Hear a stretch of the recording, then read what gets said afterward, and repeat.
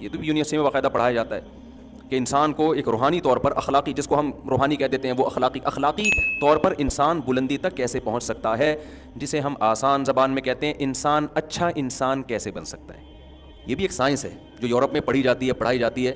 تو یہ والی جو سائنس ہے نا، سوشل سائنس جس کو کہا جاتا ہے، ایک ہے میڈیکل سائنس. ڈاکٹر کیا کرے گا؟ آپ کی صحت کو سائنس کی روشنی میں اچھا کر دے گا، ڈولے شولے بن گئے آپ کے، کولیسٹرول فری ہو گئے آپ، یعنی اتنا کولیسٹرول جتنا ضروری ہے ویٹ آپ کا بنا دیا، لیکن اس سے اچھا تھوڑی بن جائے گا. ہو سکتا ہے وہ چور نکلے، ہو سکتا ہے اسی صحت کو وہ ڈکیتی میں استعمال کرے، ہو سکتا ہے وہ اپنے ماں باپ کا گلا گھوڑ دے.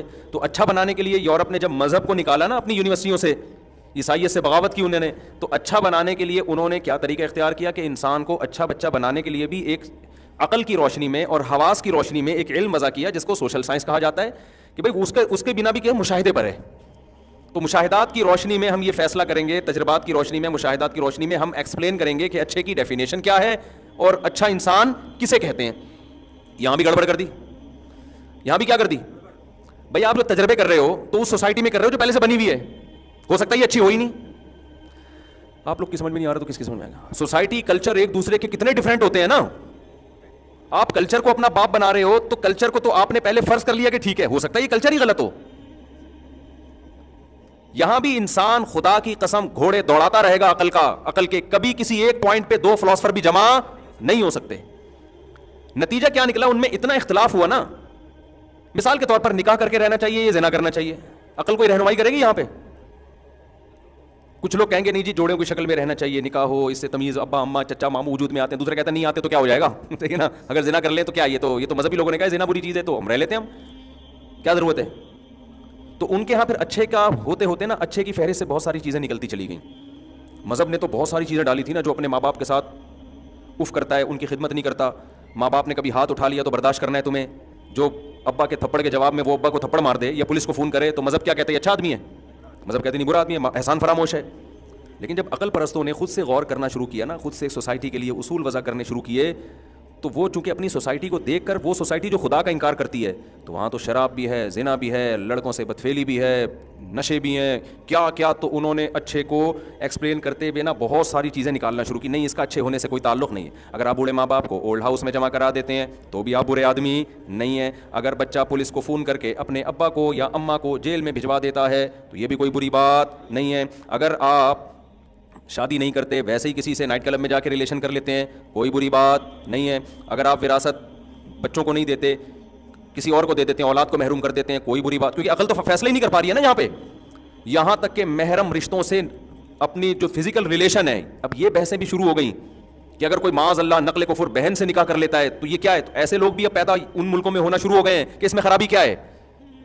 روس میں جب انقلاب آیا ہے نا الحاد کا، تو وہاں یہ بڑی بحثیں ہوئی ہیں کہ بھائی سگی بہن، مجھے تو بولتے ہوئے برا لگ رہا ہے لیکن اب ایک چیز کو ایکسپلین کرنا ہے کہ سگی بہن سے بھی نکاح ہو سکتا ہے، کوئی حرج نہیں اس میں، یہ تو انسانوں کی بنائی ہوئی روایات ہیں. تو ایسا ہوتے ہوتے اچھے کی ڈیفینیشن میں پھر پتہ کیا رہ گیا ان کے یہاں؟ ریاست کے ساتھ مخلص ہو، بس اسٹیٹ کے ساتھ کیا ہو، ٹیکس ٹائم پہ ادا کرتا ہو، جھوٹ نہ بولتا ہو، جس کو ہم کہتے ہیں فرض شناسی. کیا کہتے ہیں؟ جو ذمہ داریاں اسٹیٹ نے اس کے اوپر ڈالی ہیں وہ ذمہ داریاں پوری کرتا ہو، ٹیکس دے دیتا ہو. جب ٹریفک کے قوانین گورنمنٹ نے بنایا تو ان قوانین کی پابندی کرتا ہو. یعنی خلاصہ یہ نکلا کہ ریاست کو بھائی کوئی خطرہ نہیں ہونا ہے، تمیز سے چلنے دو آرام سے، باقی جو مرضی کرنا ہے کرو. تو اب بتاؤ یہ عقل صحیح گائیڈ کر رہی ہے بیڑا غرق کر رہی ہے؟ بولو نا، بیڑا غرق کر دیا. کہ اچھا میں اتنے سارے اعمال جو اچھے تھے ان کو نکال کے آخر میں کیا بچا؟ پر اسٹیٹ کے ساتھ آپ کیا ہو. تبھی یورپ میں جو سچ بولا جاتا ہے، جھوٹ کے قوانین کی پابندی ہے، ایک دوسرے کی عزت ہے، اس کی وجہ یہی ہے کہ ان کے ہاں اخلاقی معیار 4-5 چیزیں بچی ہیں. تو پوری زندگی وہ 4-6 چیزوں پہ ہی زور لگاتے ہیں. تو اس میں بھی ترقی نہیں کریں گے تو پھر کس میں ترقی کریں گے؟ نہیں آ رہی بات سمجھ میں؟ ان 4-5 چیزوں میں بہت آگے نکل گئے. وہ 200 سال سے اسی پر محنت ہو رہی ہے. سچ بولو، جھوٹ مت بولو، کچرا ادھر نہ پھینکو، ڈبے میں پھینکو، یہ تمہارے باپ کا روڈ نہیں ہے، ادھر پھینک رہے ہو، ادھر پھینکو جا کے. تو 200 سال نا جب مذہب کو نکالا تو اسی پہ اسی کو ریپیٹ، تو 4-6 چیزوں میں بہت اچھے ہو گئے. وہ ہمارے یہاں تو بھائی اچھے بننے کے لیے بہت لمبی ڈیٹیل ہے، بہت سارے حقوق ہیں، بہت سارے. بچپن سے بچے کو سکھایا جاتا ہے ابا اگر طبیعت سے پیل بھی دینا تو مار کھا کے رونا ہے. جیسے ہمیں تو ابا جب پیٹتے تھے تو ہم تھوڑا سا دیوار کی طرف منہ کر کے آدھا گھنٹہ روتے رہتے تھے ہچکیوں سے، کیونکہ ہم اگر ابا کو جواب دے دیتے ابا آپ نے مجھے کیوں ہاتھ اٹھایا، تو ہماری تو خاندان میں کوئی عزت 2 टके की नहीं रहती।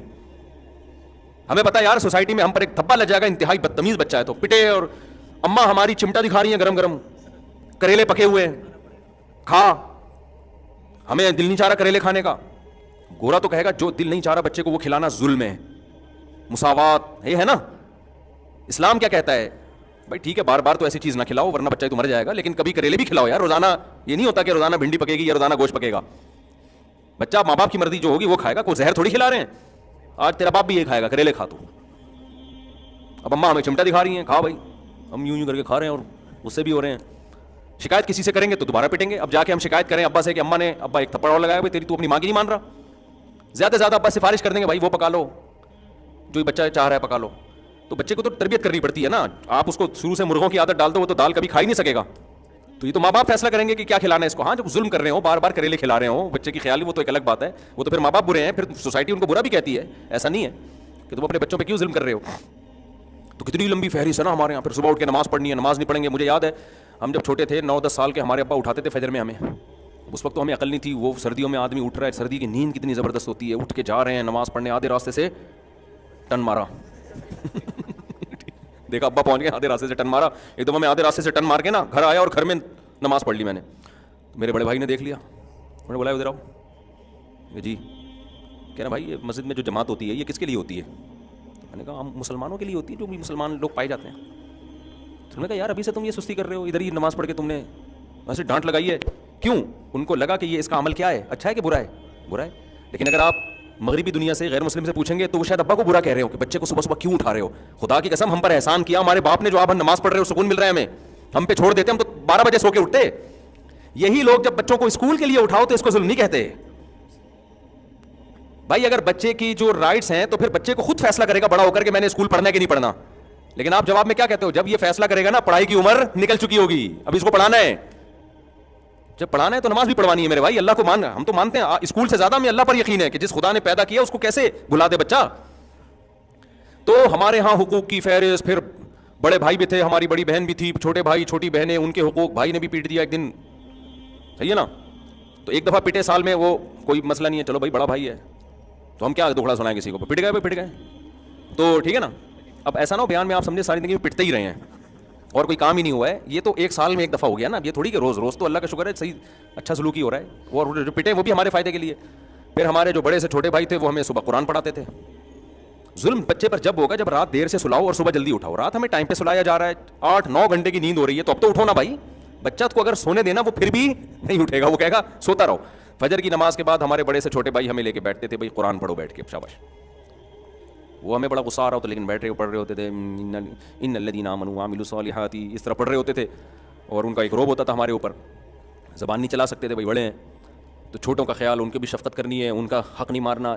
तो मुस्लिम इस्लाम में हुकूक़ की फहरिस्त और अच्छा बनने का जो तसव्वुर है वो बहुत क्या है, वसी।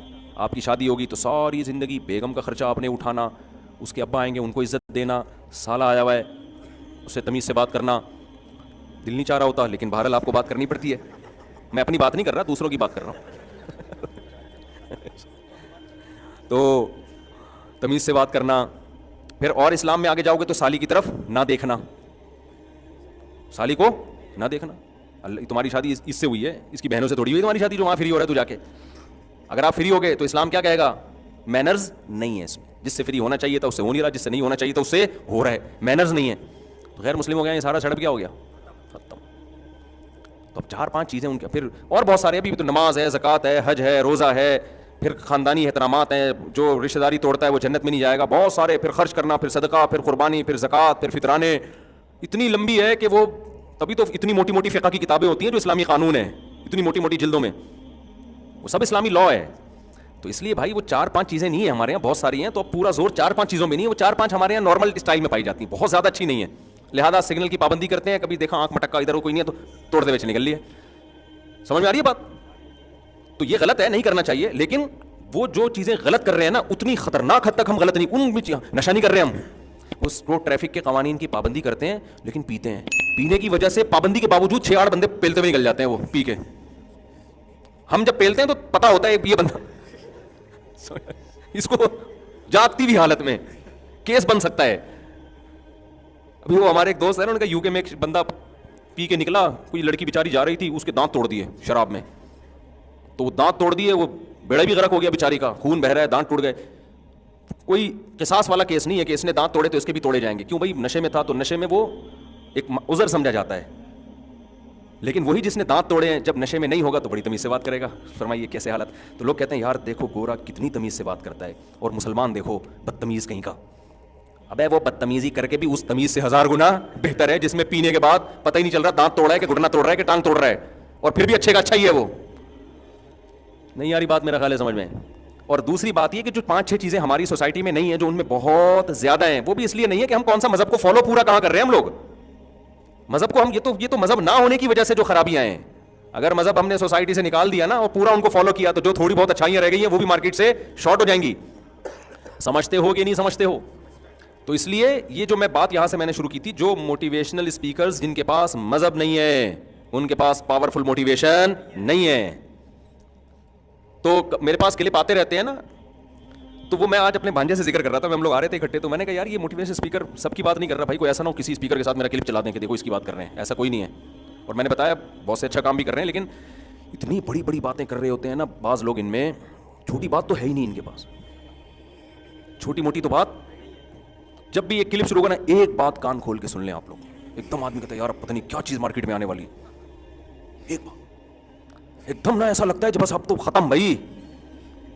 اچھا یہ یوٹیوب اور فیس بک نے نا پوری دنیا کو ایک ہی صفحے پہ اکٹھا کر دیا ہے, اس کا بڑا فائدہ ہوتا ہے. اچھا میں ایسے کبھی کبھار اسپیکر کو سنتا ہوں, ایک بات نیچے پھر میں کرتا ہوں تو میرا کلپ کوئی آیا ہوا ہوتا ہے. اچھا اس طرح اس میں ایسا نہیں لگ رہا ہوتا کہ ایک بات کان کھول کے, مجھے اس میں ایسے لگ رہا ہوتا ہے نارمل وے میں نا, بس اتنا نہیں ہے بھائی, صحیح ہے نا, ہلکا پھلکا ہی ہے, کوئی بہت اچھے بننے کی ضرورت بھی نہیں ہے, بہت زیادہ کامیاب ہونے کی کوشش کرو, پیسہ کمانے کی. غربت میں مر گئے تو کوئی ٹینشن کی بات نہیں ہے بھائی. بس مجھے خود بڑی ٹینشن ختم ہو رہی ہوتی ہے نا سن کے یار کہ تم تمیز سے مسئلہ ہی حل کر دیا. سکسیس کی کوشش کرو, کامیابی کی نہیں ملتی بھاڑ میں جائے, ایسی کی تیسی. کامیابی گئی کہاں, تیل لینے. کیا کرنا ہے بھائی, دنیا مسافر خانہ ہے میرے بھائی, خدا کو راضی کرو یار. سب سے آسان کام دنیا میں کیا ہے؟ ہمارا ویژن بہت کلیئر ہے, ہمارا دعویٰ بہت آسان ہے کہ ہمیں خدا نے پیدا کیا, اپنے لیے بنایا, اس کو خوش رکھو ایسی کی تیسی. سمجھ میں آ رہی ہے بات؟ کتنا آسان ہو گیا نا. جو کرنا ہے بھائی اس کو خوش کرنے کے لیے کرو, اور یہ یقین رکھو آپ جو کرو گے ہوگا وہ نہیں ہوگا کیا, جو اللہ چاہے گا. آپ اس کو راضی رکھنے کی کوشش کرو, اس کے لحاظ سے اپنا ہدف بھی بناؤ, ویژن بھی بناؤ, محنت بھی کرو. محنت میں کوتاہی ہو جائے توبہ استغفار کرو. 100 بار بھی اگر کسی سے کوئی غلطی ہوتی ہے تو 100 بار بھی توبہ کرتا ہے, اللہ ایک بار بھی اسے مایوس نہیں کرتا. اچھا بننے کی کوشش میں لگے رہو. اگر اللہ خوش ہے, اور یہ یقین نہیں کرو کہ اللہ مجھ سے خوش ہے, ڈرتے رہو کہ ہو سکتا ہے مجھ سے ناراض ہو, لیکن امید بھی رکھو کہ ہو سکتا ہے مجھ سے خوش ہو. تو حدیث میں آتا ہے جس کی یہ کنڈیشن ہوگی نا اس کی بخشش لازمی ہوگی. اللہ کا یہ وعدہ ہے. کوشش میں لگا رہے, مایوس نہ ہو. بخشش کس نے کرنی ہے آخرت میں؟ اللہ نے کرنی ہے. تو جب بخشش اللہ نے ہمارے حضرت کتنے پرہیزگار تھے. حضرت فرماتے تھے کہ میں جب اپنے اعمال کو دیکھتا ہوں تو مجھے مایوسی ہونے لگتی ہے, لیکن پھر جب میں یہ سوچتا ہوں نا کہ بخشش اللہ کے ہاتھ میں ہے اور اللہ کی رحمت سے ہی ہوگی تو اتنی خوشی ہوتی ہے کہ بھائی ہمارے لیے تو اللہ نے کتنا آسان راستہ کہ معاملہ اپنے ہاتھ میں رکھا ہے. ہم نالائقوں میں نہیں چھوڑا اللہ نے کہ تم جب تک تمہاری زندگی ہے یہ اصولوں پہ نہیں ہوگی وقت بخشوں گا ہی نہیں میں تمہیں. صحیح ہے نا. ہمیں کہا انسان کے بچے بننے کی کوشش کرو, بس تم لڑکھڑاتے یعنی پھسلتے بھی چلو گے, آؤ گے تو بخشنا کس نے ہے؟ میں نے ہے نا, میں نے بخشنا ہے. تو بس مجھے راضی کرنے کی کوشش میں لگے رہو. غلطی ہوتی ہے توبہ کرو, معافی مانگو. 100 بار غلطی ہوتی ہے 100 بار توبہ کرو, کوشش میں لگے رہو. اور اتنی امید میں بھی نہ آ جاؤ کہ گناہ کرو اور تمہیں خوف ہی ختم ہو جائے کہ یار جو مرضی کرتے رہو بخشش ہوگی. تو الایمان بین الخوف والرجاء, امید اور خوف کے درمیان میں ہے. اور یاد رکھو اسی سے انسان کی زندگی خوش بھی گزرتی ہے.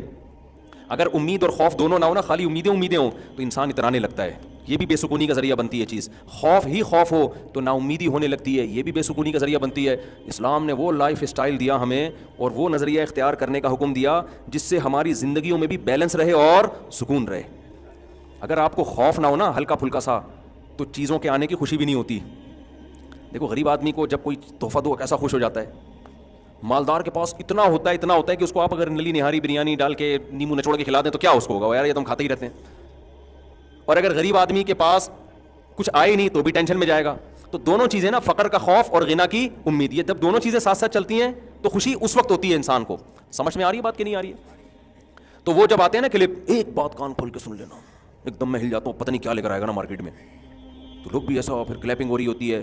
تو میں بہت دفعہ سن کے میں نتیجہ اخذ کرتا ہوں کہ رزلٹ کیا نکلا, اس کا کیا کریں ہم. کیا کریں. تو رزلٹ کوئی خاص نکلتا نہیں ہے, بس باتیں ہیں کرتے چلے جاؤ, وہ اگلے بھی سنتے ہیں ماشاء اللہ زبردست.